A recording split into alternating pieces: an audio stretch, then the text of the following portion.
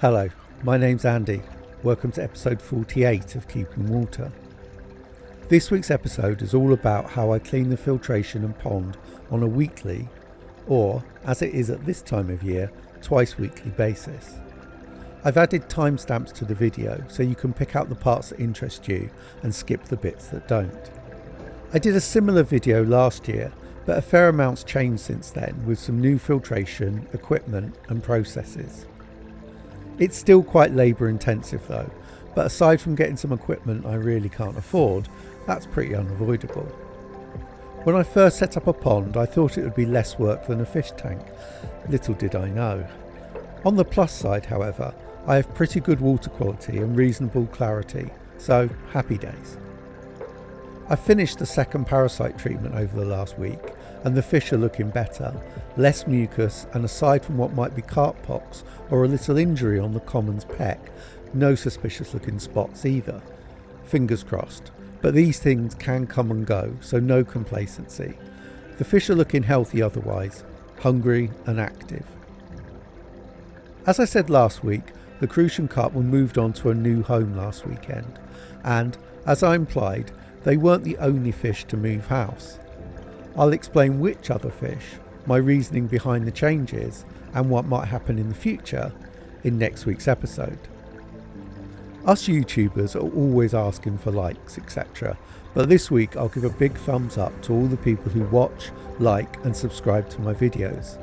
As I've said, I have a nice group of regulars which are growing slowly, and it's all good, so thank you very much. Right, let's get started.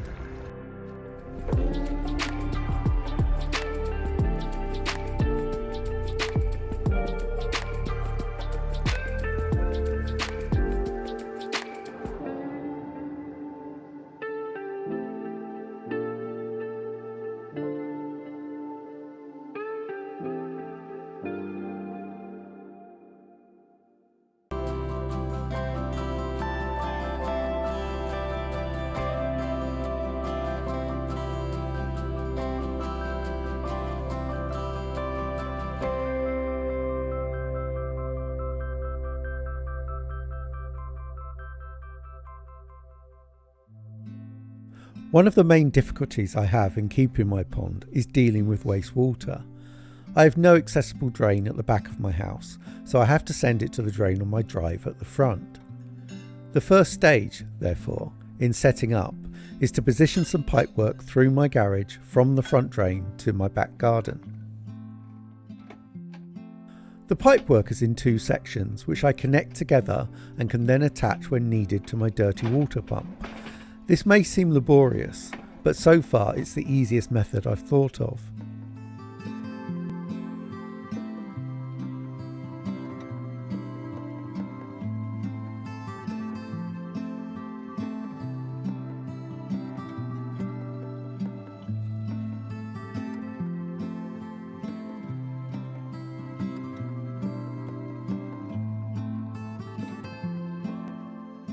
That done, the next stage of setting up is for the first part of cleaning, setting up the pond vac. I set it up on a chair to aid drainage from the unit and run the wastewater from it into the large tub.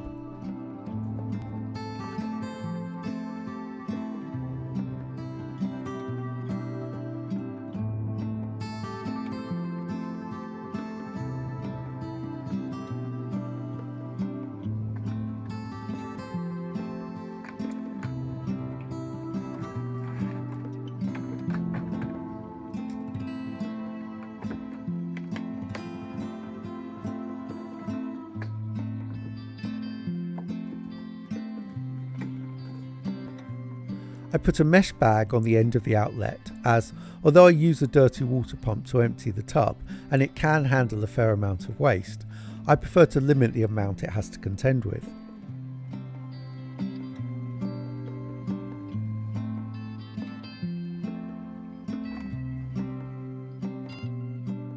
The next job is to set up the pipes. I have some spares from a previous vac, which helps with reach into the pond.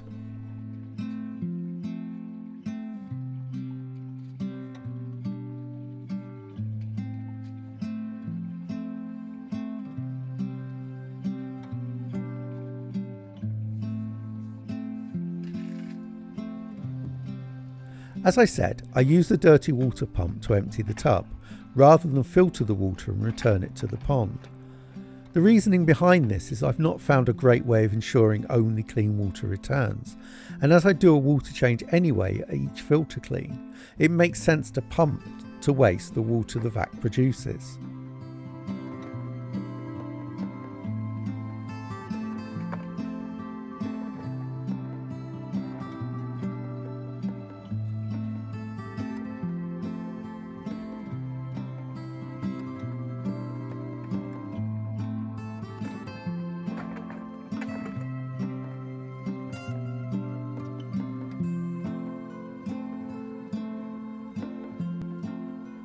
As you might have seen in last week's episode, a new addition to the garden is this outdoor socket, which makes plugging in the vac and pump so much more simple than running extension leads to the house and the garage.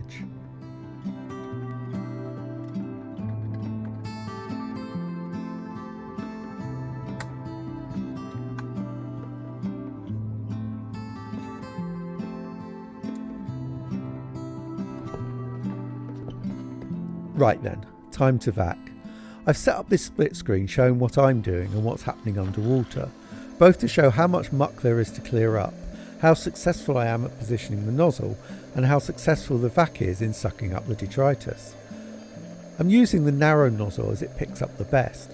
I'll use a wider one last and explain the problems with it. I start by addressing the two areas with the most algae and waste, the right side at the front and the drop-off between the two different depths. My vac does not have continuous suction, which can be a little frustrating at times, but it works well, so I'll forgive it. I'll show the weight this time, but skip through it later on.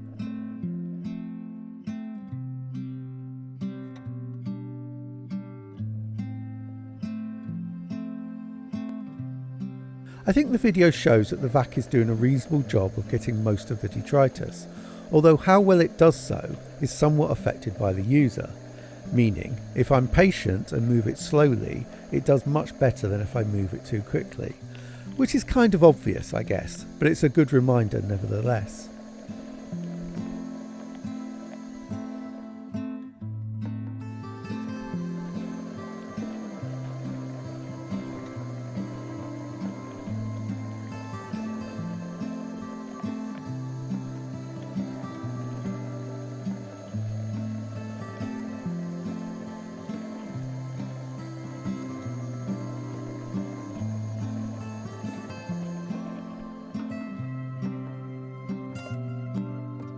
What I found helps is to periodically pause, disconnect the pipes and check for any stones or other items that might be blocking or restricting the flow.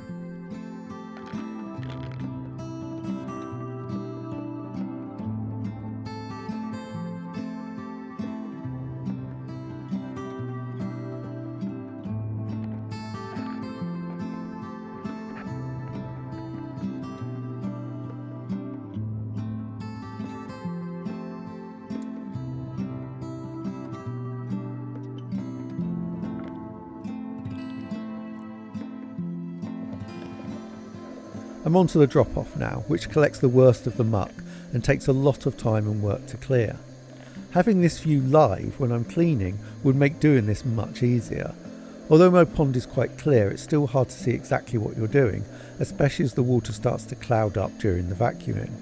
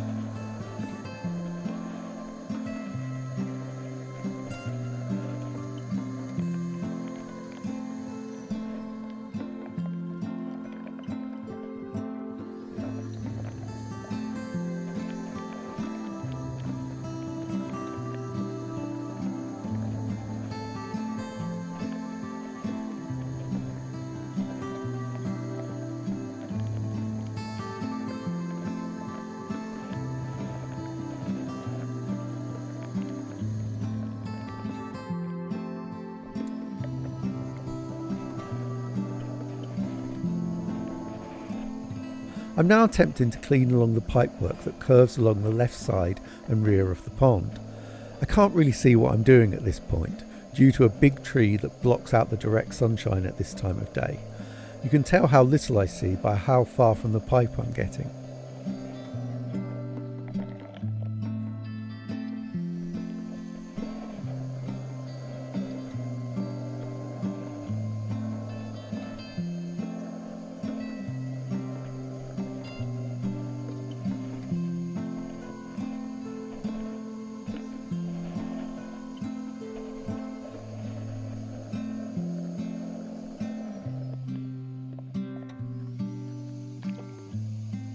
Here I'm trying to vacuum off any larger items stuck to the cage on the pump. In spite of the pump being on, the vac will manage it as long as I actually place a nozzle on the cage, which I fail completely to do this time, mainly as the plants and lack of direct sunlight mean I can't see what I'm doing.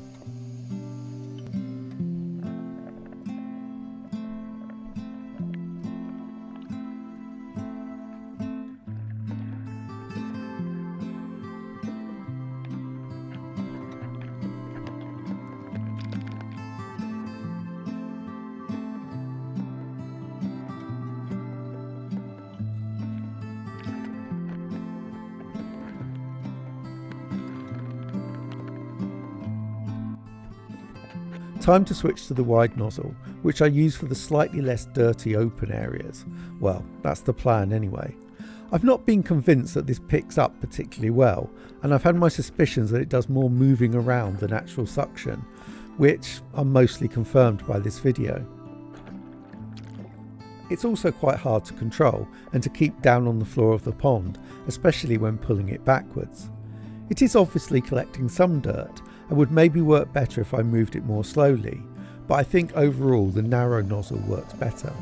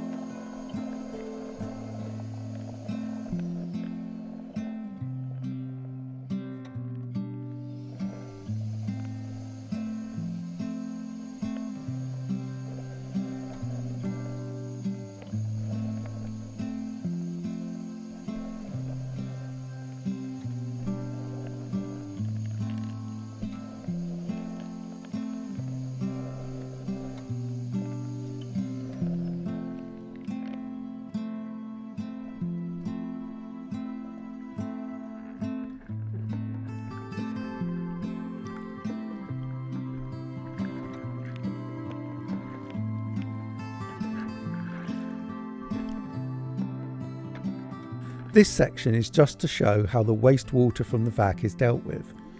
While the vac is working, it fills up the chamber. When it stops, it empties into the tub. It takes about 3 deposits from the vac to fill the tub.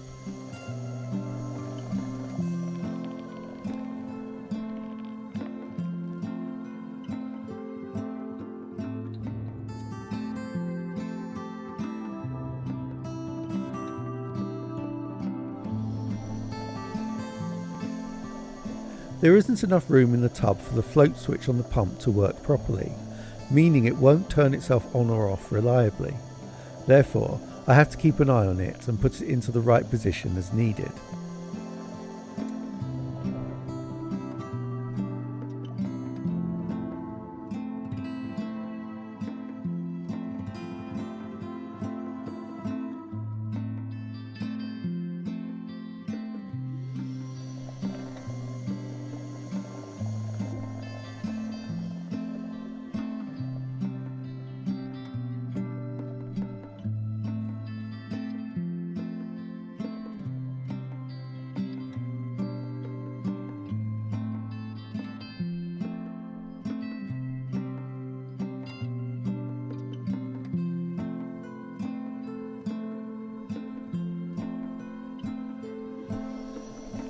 The pump outperforms the vac, so once it's going it will empty the tub in spite of any more water entering it. In fact, even once off, due to the drain being lower than my back garden, water will continue to be siphoned off to waste.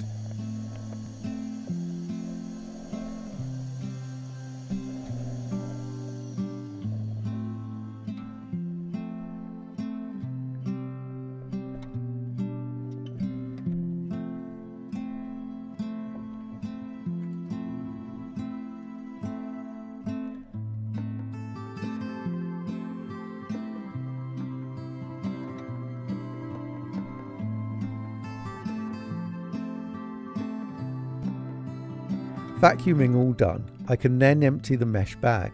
It's collected quite a lot, although obviously there's more that has moved through the bag and been sent to waste by the pump.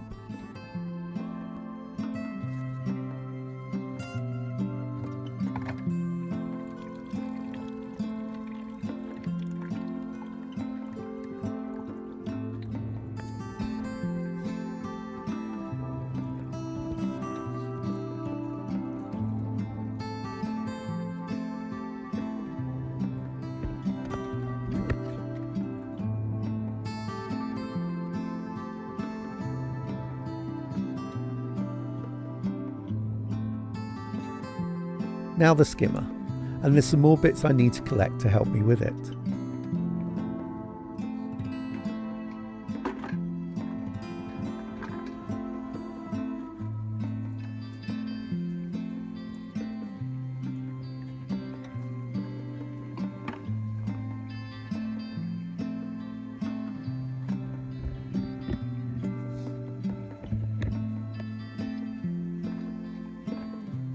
The first job is obviously to turn it off, after which I can get down to cleaning it.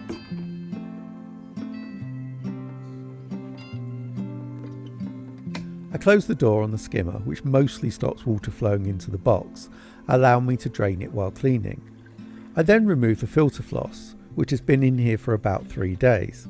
I sometimes clean the floss and return it, although sometimes just replace it with new. It's easier when I clean it daily, but I must confess I don't always manage that. I then net out the worst of the muck and leaves and algae before taking the basket out, as I find it's easier than cleaning it off the basket itself. All the while I'm looking out for frogs, although at this time of year they're less likely to be hiding in the skimmer. I also start to scrub the skimmer box with a brush to clean off the accumulated muck and algae. This will also flush out frogs.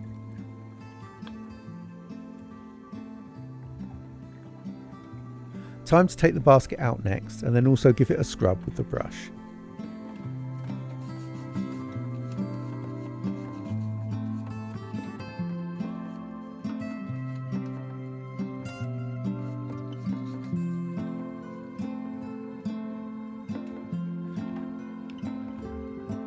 Next, I use the vac to clear out the remaining detritus and most of the water, although the leaky door does allow more pond water to sneak in and keep filling it up.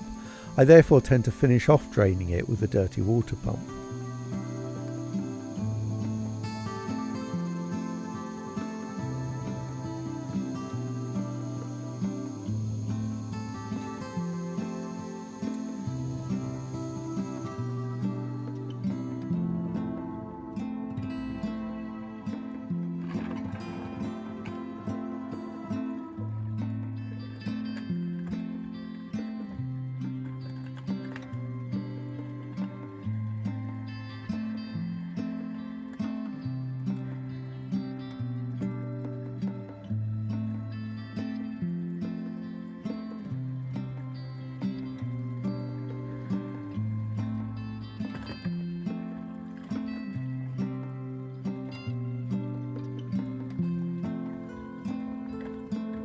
Basket back in, followed by some new filter floss.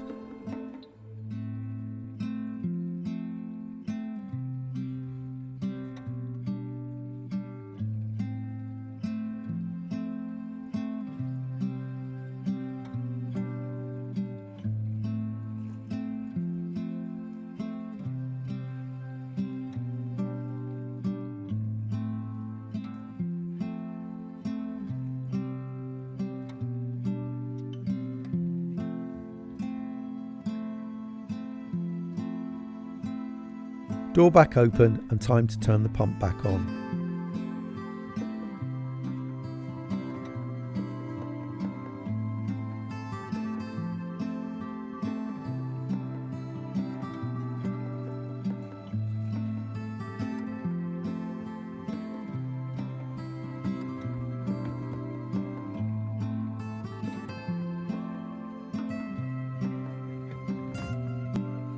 That's the skimmer done, time to move on to the multibay. First step is to turn off the main pump, block the outlet to the moving bed to stop dirty water getting into it as I clean, and to close the slide valve to stop water flowing back to the pond.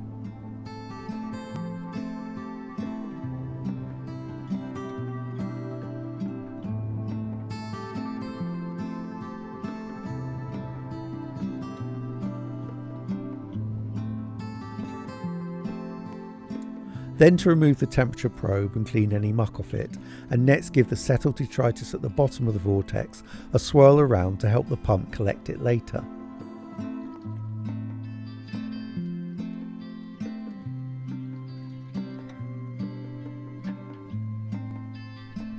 The vortex is basically the chamber I use to clean items in and collect dirty water before removing it to waste. The first to be cleaned are the filter brushes. I give them a quick rinse and brush in the vortex, and will scrub them a bit more in a bit.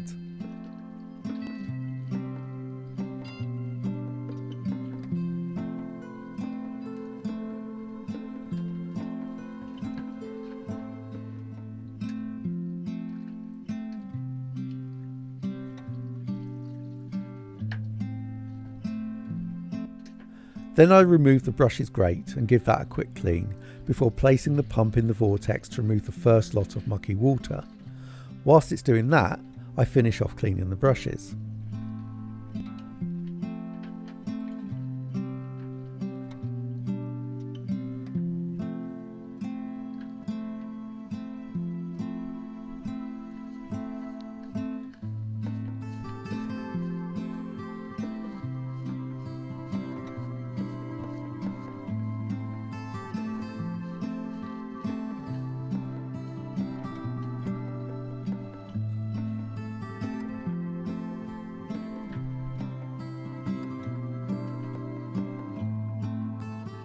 I next remove some water from the brush and static bed chambers, just to lower it a little bit to prevent dirty water getting from it to the final chamber during cleaning.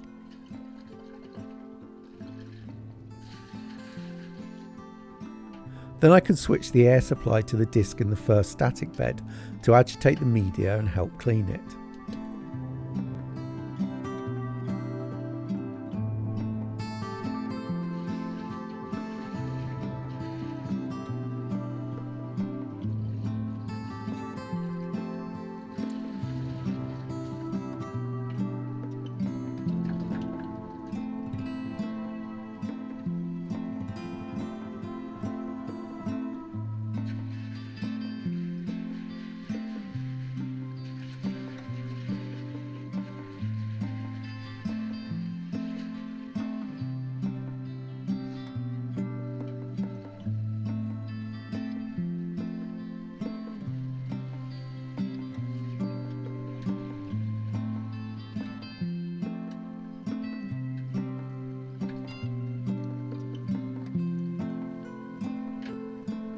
If I need some more water to help clean the vortex, I just pump some in from the pond, which helps me clean off any stubborn muck.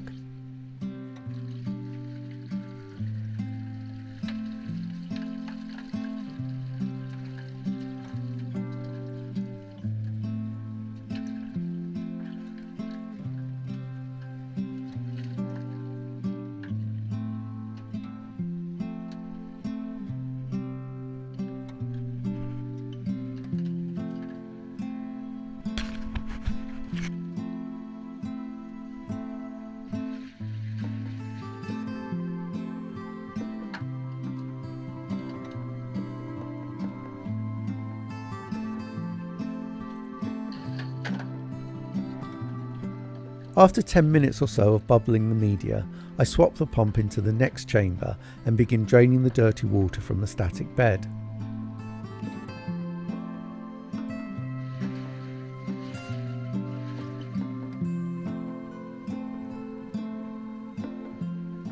I now remove the grid from the second static bed, in preparation for swapping the air to that chamber to clean it. I could definitely do with some more media in it, but it's doing alright.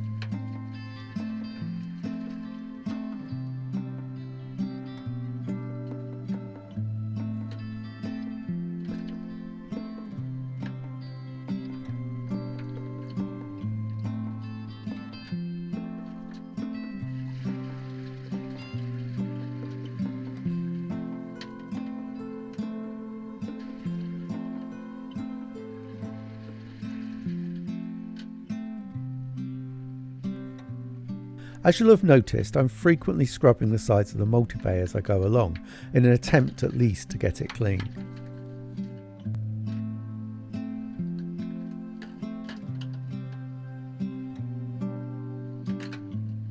There gets to a point when the pump can't drain any more water from this chamber, so I put it back in the vortex and remove the last of the water by hand.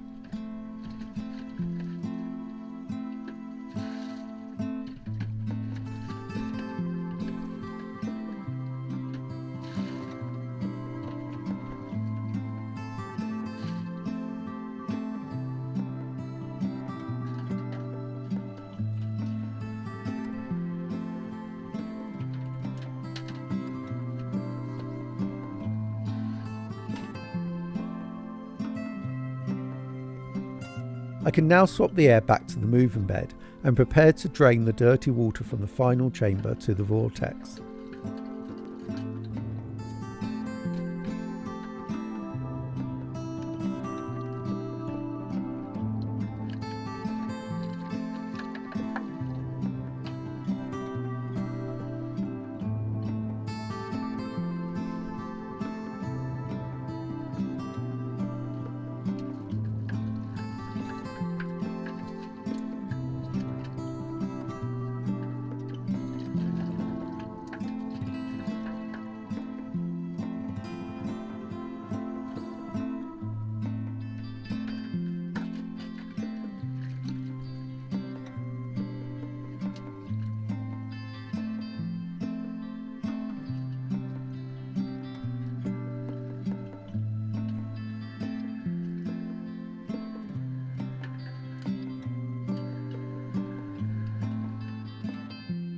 As the water gets lower in the final chamber, I need to keep the water in the vortex as low as possible too, so that the flow between the two continues.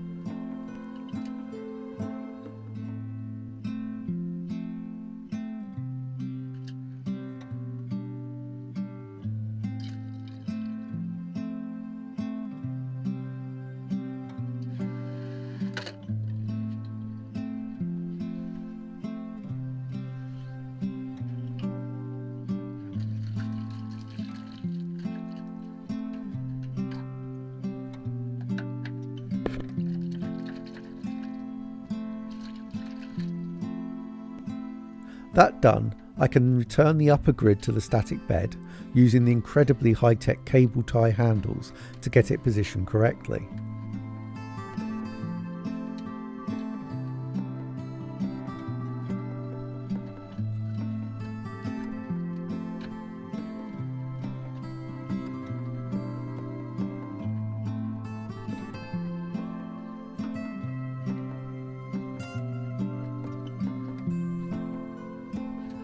Brush is back and I can start refilling the multibay.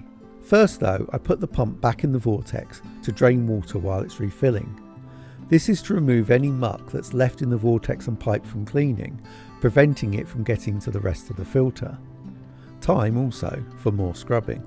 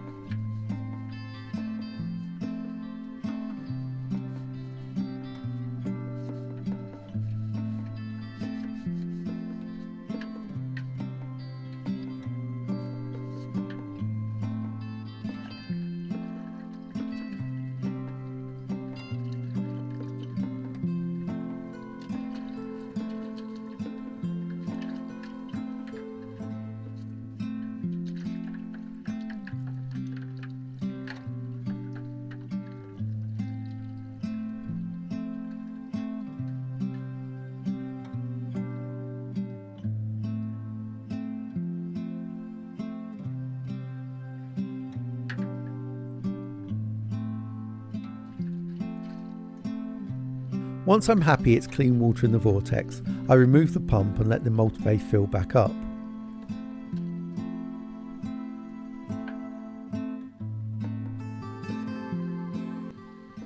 While it's filling, I can start to clean the moving bed. I don't do this every week, but it is due this time, which was handy for the video. I use the brush to stir up any static areas of media. I can't get a more powerful air pump soon enough. And then also scrub the mesh below the media to clean off any dirt on it before draining.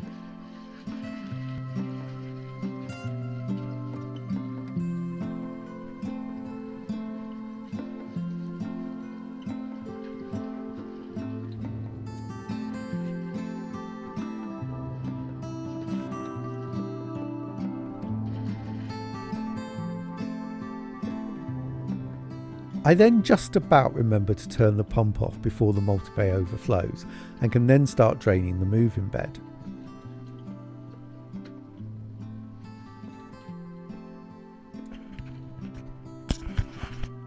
I start by putting the pump into the sump and can then open the drainage valve gate.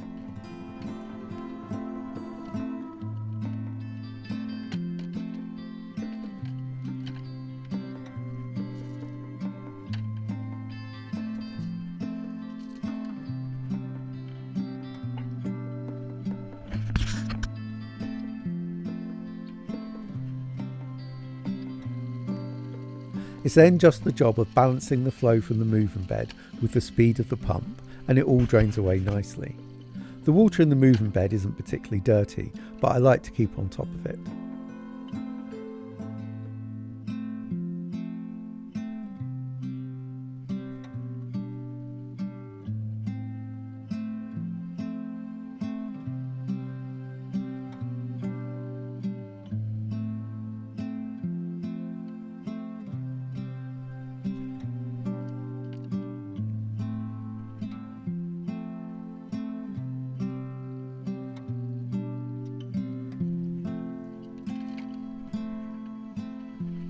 That done, I can remove the stopper from the multibay, letting water flow back into the moving bed, and then turn the pond pump back on, not forgetting the UV2.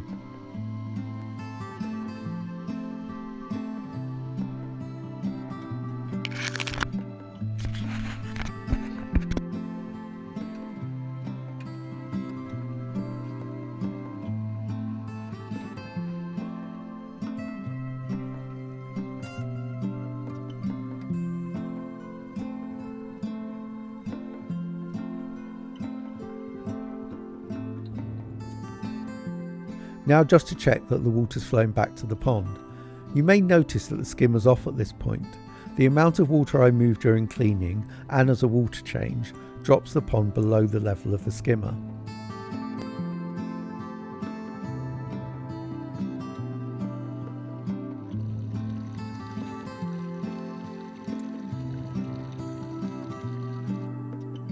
Now just a quick refill while I tidy up.